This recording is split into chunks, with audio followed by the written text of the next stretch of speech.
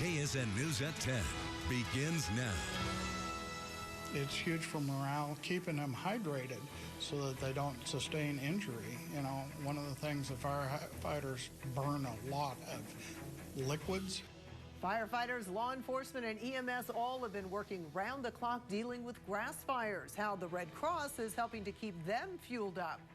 Good evening, everyone. I'm Stephanie Bergman. And I'm Darren Dito. Thank you for joining us tonight. 5 days and counting. That's how long grass fires have been burning all across the state. Here is the latest now on those fires. Since Saturday, large grass fires have been reported in 23 Kansas counties, consuming more than 1,000 square miles. A fire in Comanche and Clark counties have set a state record for the largest single blaze with 861 square miles of land burned. 625 of that is in Clark County, meaning that 85% of that county is charred. Incredible. Fires in Hutchinson continue to cause problems, but tonight officials say the firefight is almost over. They say the fire there now 85% contained. This home, located in the Highlands, there you see it, is one of 9 destroyed in Reno County. They also say fires damaged 11 to 12 other structures. That number could go up as fire crews continue to survey the damage. The evacuation area has been downsized, and the last people at the Red Cross shelter have been allowed to return home. However, though, the residents living within that blue outline still aren't allowed to return home. Fire crews have been getting a lot of help from the Red Cross to keep them fueled to fight these fires. KSN's Carly Willis joins us live now from Hutch with that story. Carly? Darren, Stephanie, Kansas fire crews are making progress on the blaze, which means that help from outside crews is slowly being reduced. But in the words of Governor Sam Brownback, Kansas is not out of the woods just yet. That's why the Red Cross is here to help first responders. And they were pretty bedraggled. They'd been at it, and it's hard work fighting these wildfires. Douglas Lloyd has an important job. He's in charge of this ERV, or Emergency Response Vehicle, for the Red Cross. He's responsible for packing up food donations from Operation Barbecue Relief to take to first responders. I have to say this community has really responded. This evening, it's barbecue sandwiches hand-delivered to hungry fire crews. For first responders working long hours, a meal or a Gatorade goes a long way. I mean, it helps us out a lot because we're not familiar with the area, and you know, it's either at our expense or the department's expense to go get ourselves fed. Before Wednesday evening, crews had been working 12-hour shifts to battle the wildfire in Hutchinson. Their hours are finally being cut back. Firefighters say the food and drink from the Red Cross has helped keep them going. Just physical fatigue, nutrition helps a lot, but honestly, just the support of the community coming alongside of you, that gives you a lot of good morale within yourselves and knowing that the community has your back. So Douglas Lloyd from the Red Cross is glad he can keep these first responders fed well so they can go back out and fight the flames.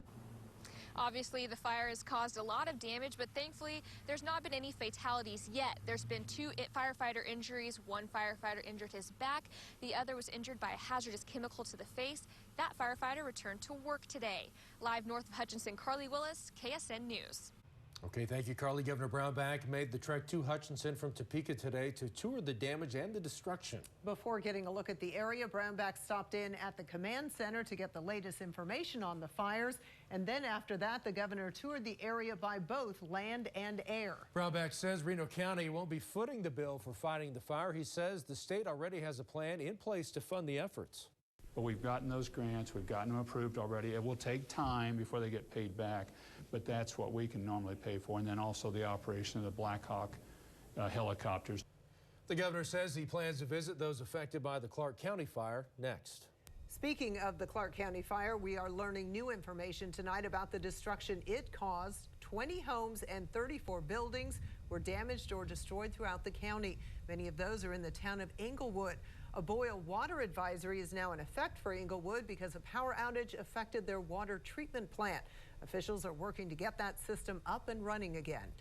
Grass fires in the tiny western town of Ransom forced some residents to say goodbye to their home. Yeah, the family of an 80-year-old woman spent the day rummaging through the ashes. The family is still in disbelief that the fire destroyed 5 homes in the town, but they say it was amazing to see people helping others. It was a horrible day fire-wise, but it was a great day to see people come together and work together to basically to save a town. Flack's aunt, Rosella, is currently staying in Ness County with another family member. We're all hoping for calmer winds and definitely some rain. How about it, Dave? Well, let's check the winds because they have settled down very nicely here this evening.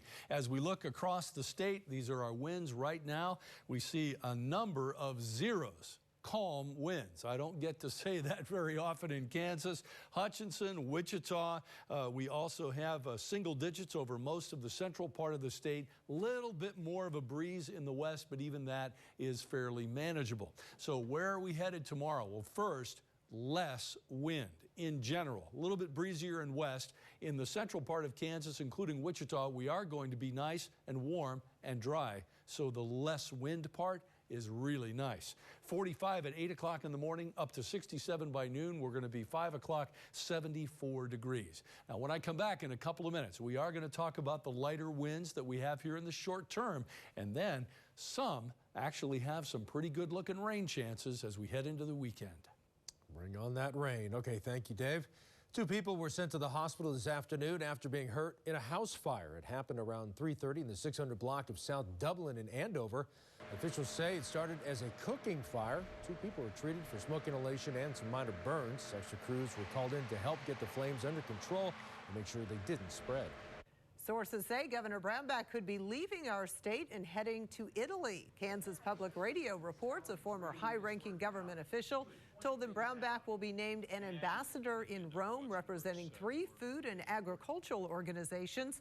We reached out to the governor's office for comment. His communications director told us, quote, Governor Brownback is focused on working with the Kansas legislature to balance the budget and pass a modern school funding system. I guess we'll have to hold tight and wait and see. Little suspense. Yeah, still to come here tonight at 10.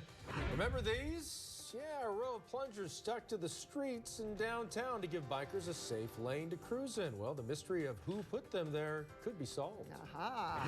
And the Big 12 tournament underway in Kansas City tonight. KU and K-State hope to make a run for the title. KSN has you covered with a full report from the Sprint Center. That's coming up later in sports.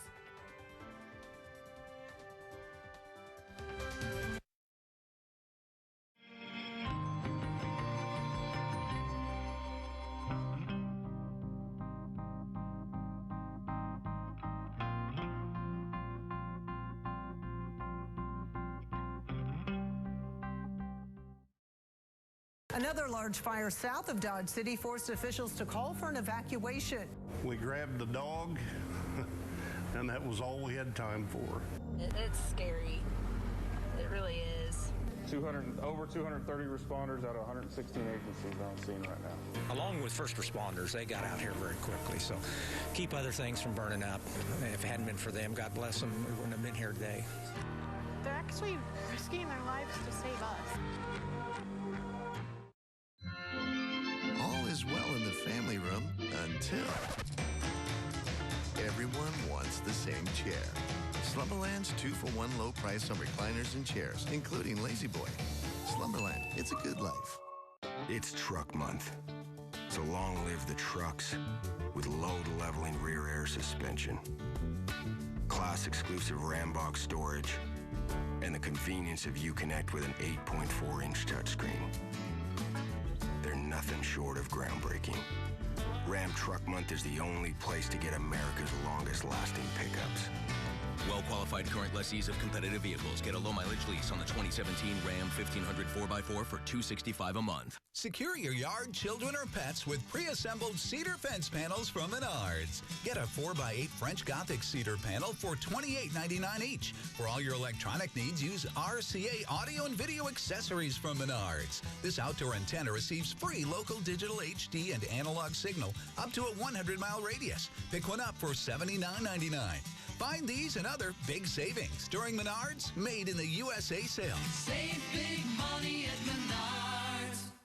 The DQ $5 lunch is now available all day, every day, and people are going crazy for our food. So I'm training my team to get ready. $5 lunch breakdown, go! Entree. Fries. Drink. Sunday. Todd. Todd.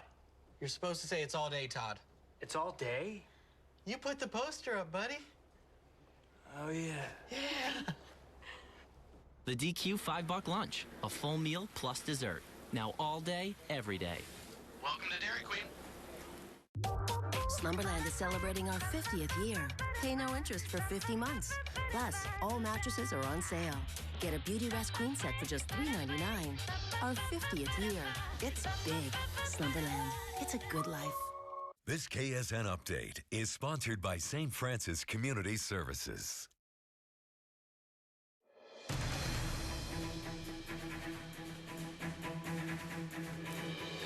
Mystery solved. We finally know who put up those toilet plungers along a bike path in Old Town. Yeah, it took a little while, and as KSN's Emily Younger shows you, the people responsible left more than an impression on the city. She's here now with that story, Emily. Well, Steph, Darren, this plunger story has been trending on our website for weeks now, and I'm glad to say not only has the rogue idea flushed out a major traffic problem, but it's also started a citywide conversation. They're bright, white, reflective, and new. These posts along the bike lane on 1st Street near Washington are doing more than taking up space.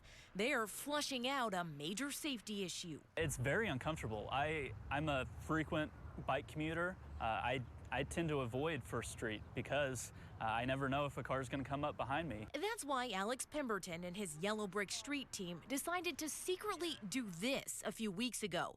Put up plungers wrapped in reflective tape to define the bike lane. We stayed around and observed it, and immediately people were using the proper lane to turn. We had cyclists come up and you know, they actually said, you know, this is great. It was so great, the city of Wichita decided to take the team's rogue idea one step further. Just yesterday, crews installed these real posts next to the plunger remnants to help emphasize the bike lane, or in this case, keep the area clog-free. The city was very responsive. You know, we lobbied with them and they listened to us. While the city says it doesn't encourage residents to get their point across in quite the same manner as Pemberton and his team did, officials do say they're pleased someone took an initiative to start the conversation. And now that the mystery is solved, there's only one last question to answer. Will police go after Pemberton for littering? Well, yeah, they can send the fine to me. Well, the city says the posts will stay along the bike lane for the time being. Officials say they plan on observing how traffic maneuvers around them and then decide if more posts should be added. Emily Younger, KSN News. Seems like a great idea, though. Well, it gets your attention and makes you focus on that. Although you did see in the video the one driver that actually slipped on the wrong side of the post. There's a learning curve. I think you're right. High winds not good for those bicyclists, and the same goes for wildfires here in Kansas. Firefighters, I think all of us, hoping the gusty weather will calm down and some rain returns. Dave's checking it all out, including your weekend forecasts next.